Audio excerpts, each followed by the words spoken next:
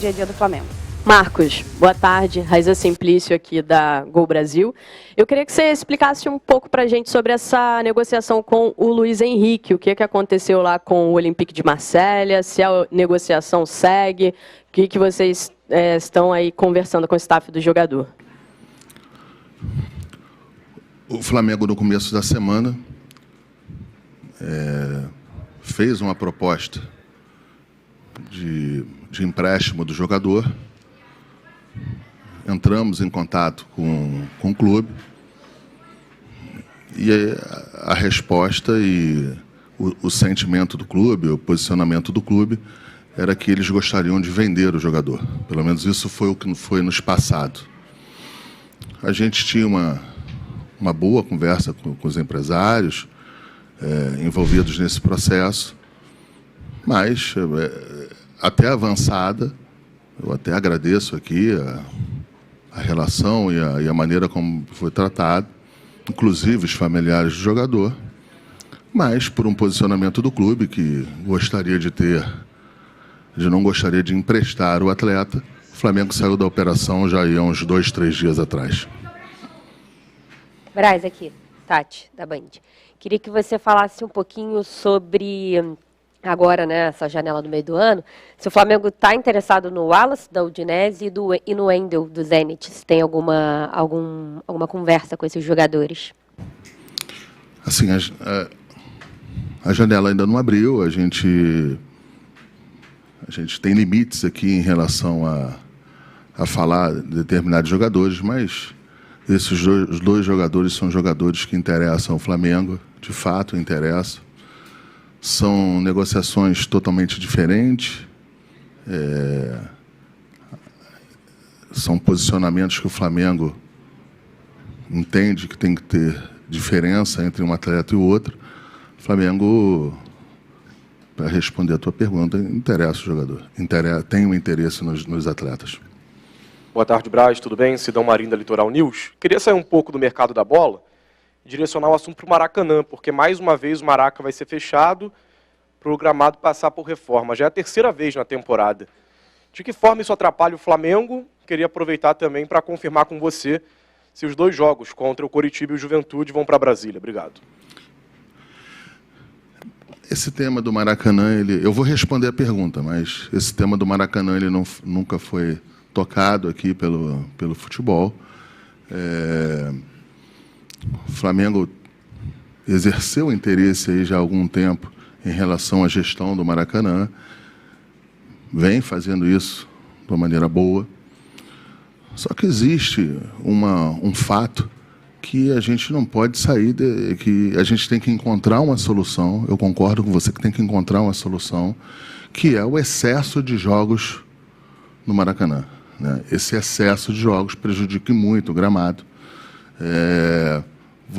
A maneira em que a quantidade de jogos que a gente tem, nenhum estádio no mundo suporta. Tem muita conversa fiada, mas na hora do vamos ver, não suporta. A gente entende o fato do Maracanã ser público, do Maracanã ser do povo, estar sob a gestão, está sob a nossa gestão, mas do governo. O governo tem que ter um caminho para que se resolva isso. Só que ali no Maracanã é para jogar futebol. E para jogar futebol você tem que ter o melhor gramado possível, até pelas equipes que se apresentam lá, Flamengo e Fluminense, né? O Vasco agora. Então, sim, eu acho que vai ter um processo licitatório, parece que de fato vão botar agora para andar. Mas mesmo após esse processo licitatório, teremos os mesmos problemas se não enfrentarmos as situações que tem que enfrentar, que é a redução dos jogos no Maracanã. Em função desse excesso de jogos,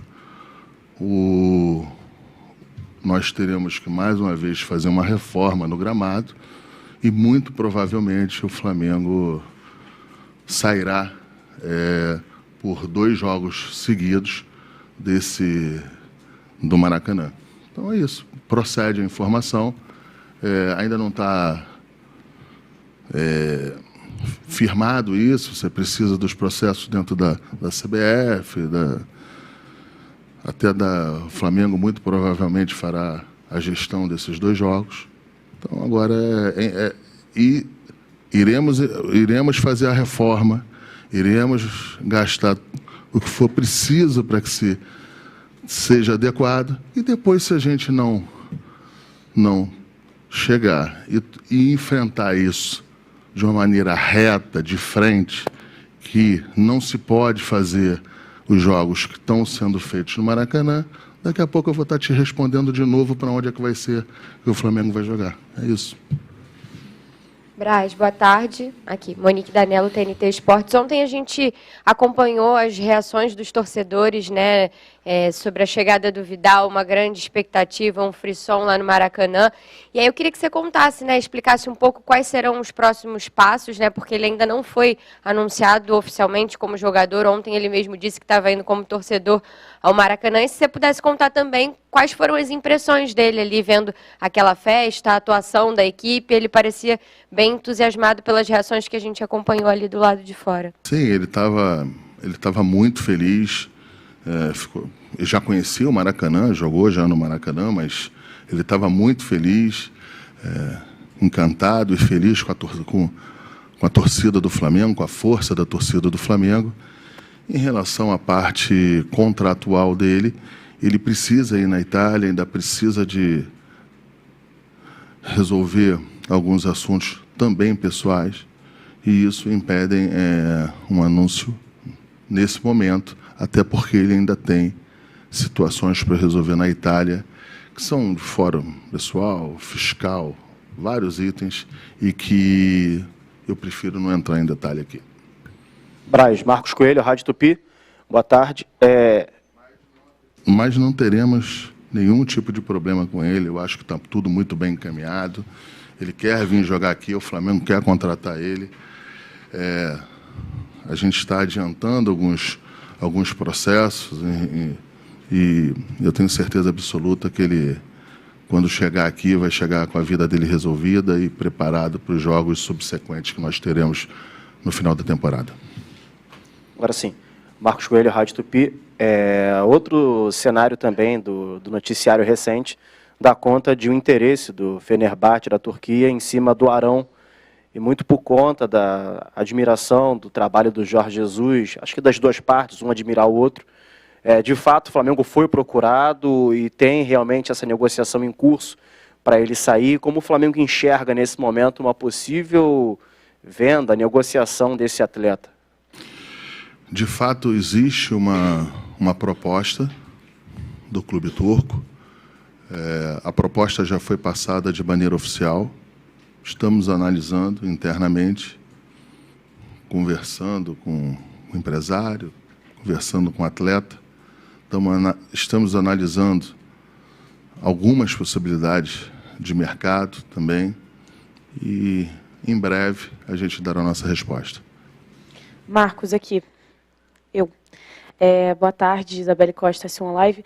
Queria saber sobre as renovações, né? A gente tem alguns jogadores que já estão podendo assinar um pré-contrato, inclusive o Rodinei, que está sendo titular, está também tendo um bom aproveitamento, e o Flamengo pode perder o jogador, tendo em vista que só tem o Rodinei e Mateuzinho nesse momento. Queria que você pudesse falar se já existe alguma conversa para renovação com o Rodinei e também com outros atletas, como o Davi Luiz e outros que estão também com possibilidade de assinar pré-contrato. Obrigada. Eu agradeço a pergunta. Em relação aos atletas que precisam ser renovados, na hora em que o Flamengo entender que deva começar a se posicionar, será feito dessa maneira.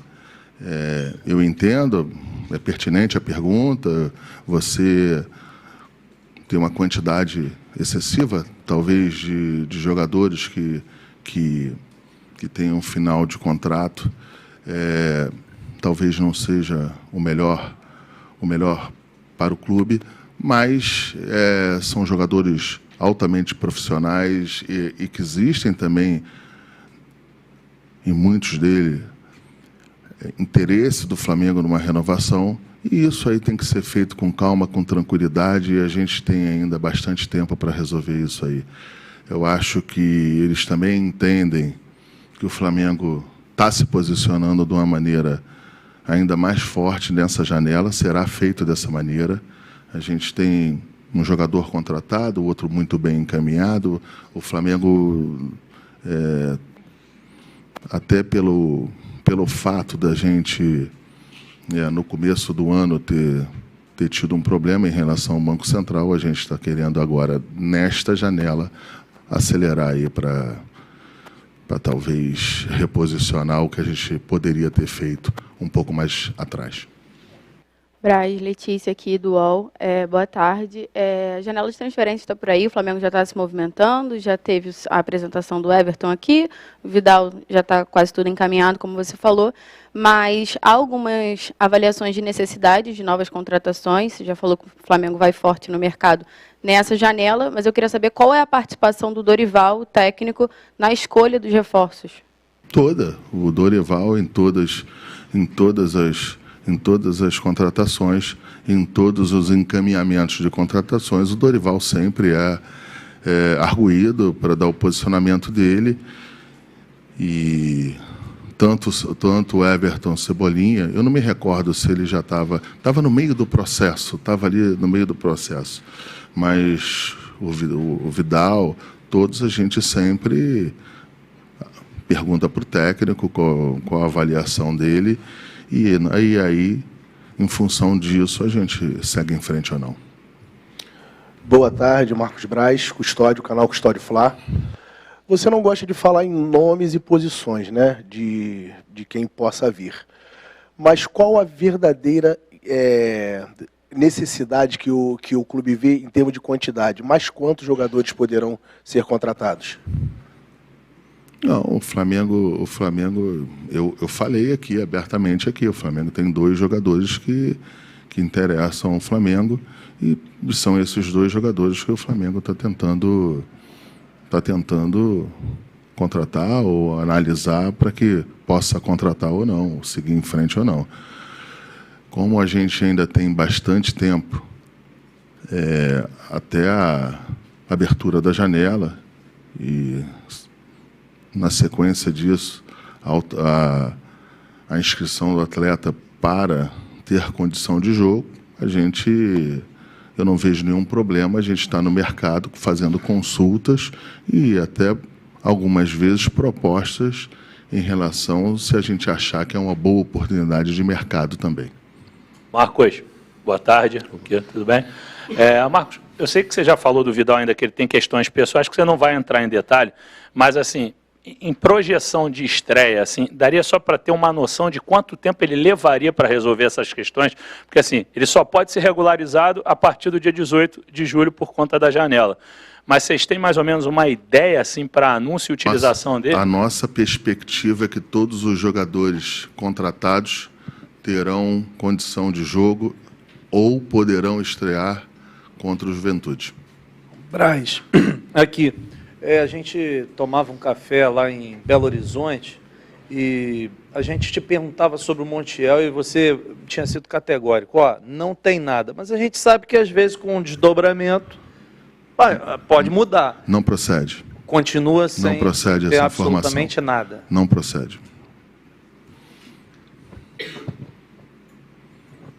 Boa tarde, Marcos. Lucas Bayer, do Jogar a 10.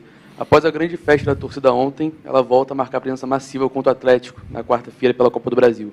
Você que tem um contato diário com os jogadores, qual a importância da torcida nessas partidas decisivas, ainda mais num clássico nacional contra o Atlético? Não, a importância da torcida é total. A gente precisa reverter um resultado contra o atual campeão brasileiro. Eu acho que a torcida vai fazer o papel que sempre fez e sempre do tamanho dela e da importância dela. Até acho que vão ter algumas ações na torcida para fazer um show ainda maior do que ela faz. Espero que isso aconteça. E espero que o resultado seja o da reversão em relação ao resultado que nós tivemos no Mineirão. Braz, aqui à frente, William Godoy, boa tarde. Cebolinha, confirmado. Vidal, possível reforço, né? Confirmação em breve. Falou de Luiz Henrique. Jogadores jogar o Wallace, o Wendel, jogadores da Europa. No futebol sul-americano, é difícil para o Flamengo fazer uma negociação entre os clubes sul-americanos para tentar até jovens promessas de Boca, River, times uruguaios, e se particularmente você, olhando o futebol, vendo o futebol sul-americano, tem algum jogador que atua no futebol sul-americano entre esses países que você gosta? Que a gente começou a consultar e depois, quando eu vi, junto com o Bruno, quais eram os clubes que estavam ao meu lado e sabendo, conhecendo o mercado e conhecendo as pessoas que estavam no processo, tanto na Europa também, o tamanho do apetite que iriam para esse jogador, eu mesmo falei, Bruno, vamos sair dessa operação, porque isso aqui seria o Enzo. A gente estava há muito tempo atrás desse jogador.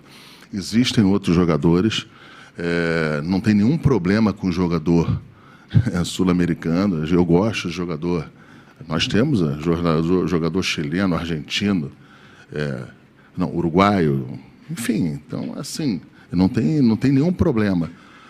O único ponto é que, quando você vai para o mercado europeu, você consegue, um dos pontos, né? Você consegue, dentro da negociação, pagamentos escalonados de 1, 2, 3 anos, 4 anos.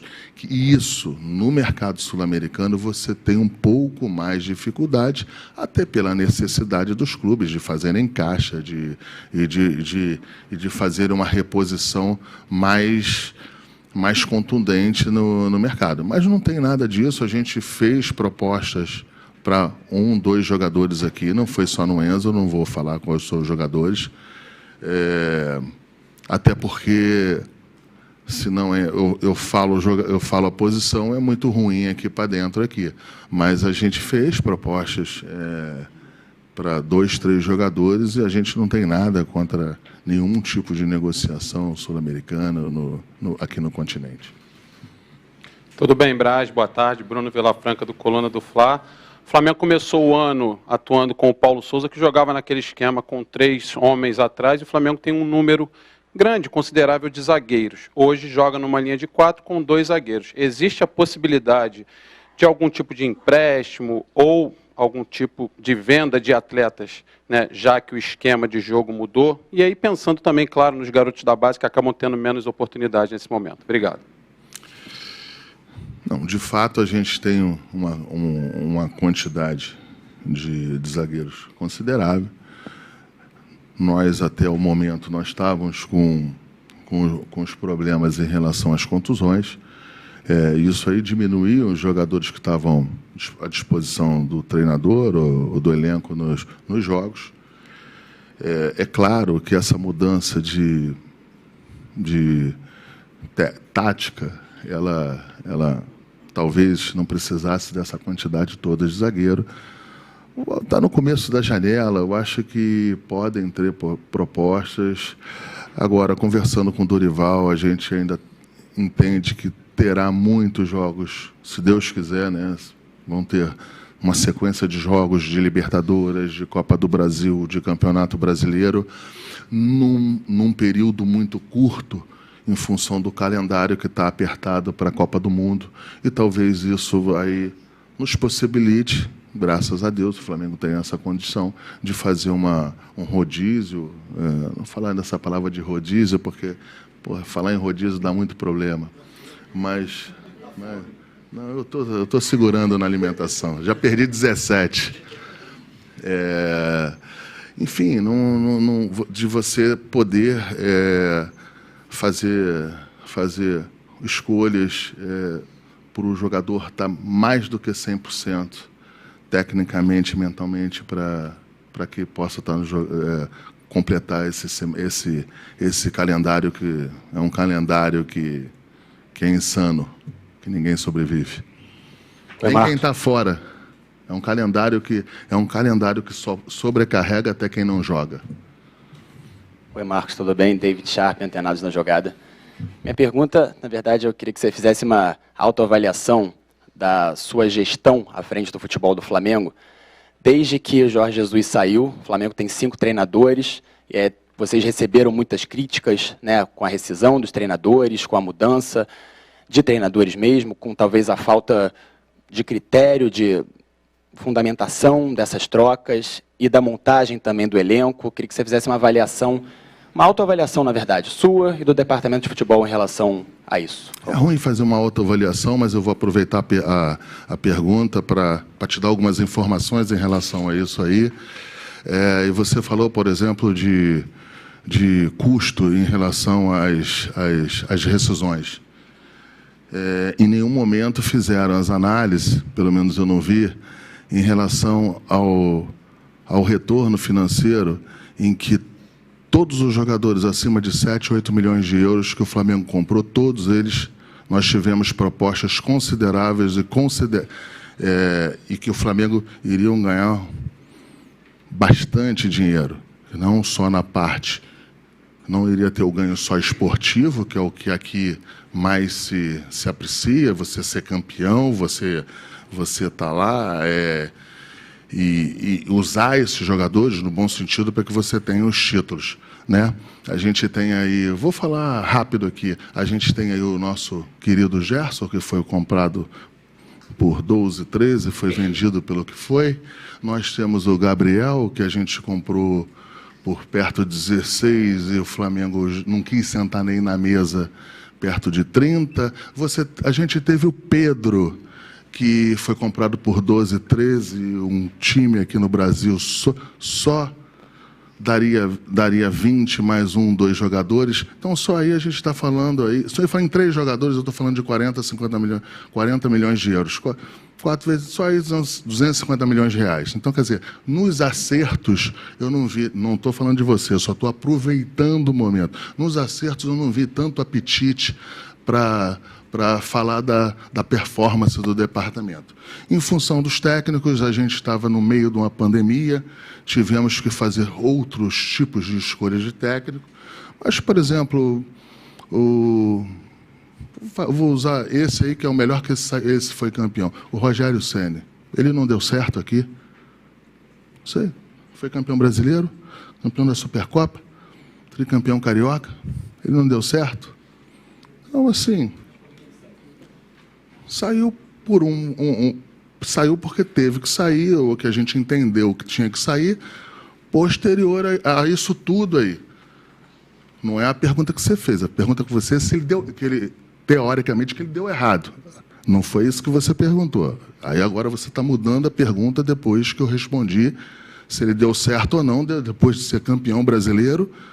Campeão. Parece até que a gente é campeão brasileiro toda hora, né, nos últimos 30 anos. Não é assim, entendeu? Então, vamos lá.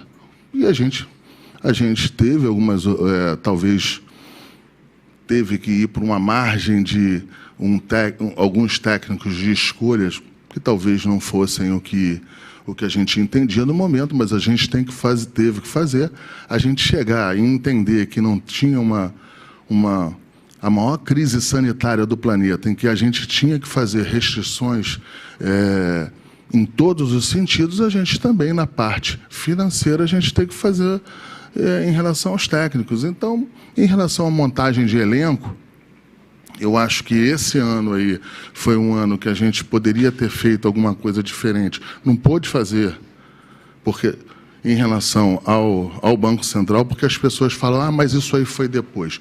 Foi depois, mas a gente tinha toda uma estratégia montada que não pôde, naquele momento, de se efetuar. Isso acontece. Em 2019, aproveitando também a tua pergunta, em 2019 nós trouxemos 9 jogadores, ou 10, não me recordo, que foram 9 titulares. E foram em cima de um time que tinha acabado de ser vice-campeão brasileiro. Então, um time forte, um time que chega no segundo. Em 2018, o Flamengo tinha um time bastante forte. O Flamengo vai, contrata 9 jogadores. Um mês depois, a gente tem a maior tragédia da história do Flamengo. Tá bom, passamos o ano, chegamos em 2020. Em 2020, contratamos Pedro Rocha, o Pedro, que está aí até hoje, Michael, enfim. Gustavo, Léo Pereira, Thiago Maia, todos eles atletas que a gente disputou ou tentaram disputar com a gente no Brasil inteiro e alguns fora. Então, passou 2020 e 2021, que teve essa... Eu acho que a gente está tentando se posicionar mais forte na janela agora. Concordo com você que poderia ter sido no começo do ano, mas não foi. Então, assim, eu acho que existiram erros. Agora você está aqui num processo de decisão todo dia, num processo de jogo quarta e domingo, num processo de pressão que não é qualquer um que aguenta. Mas eu não estou reclamando de nada, eu só estou apenas pontuando e que a gente erra e a gente acerta. Agora, a gente é bem cobrado pela torcida, pelos jornalistas e muito mais pelo presidente Rodolfo Landim. A gente é bem cobrado aqui.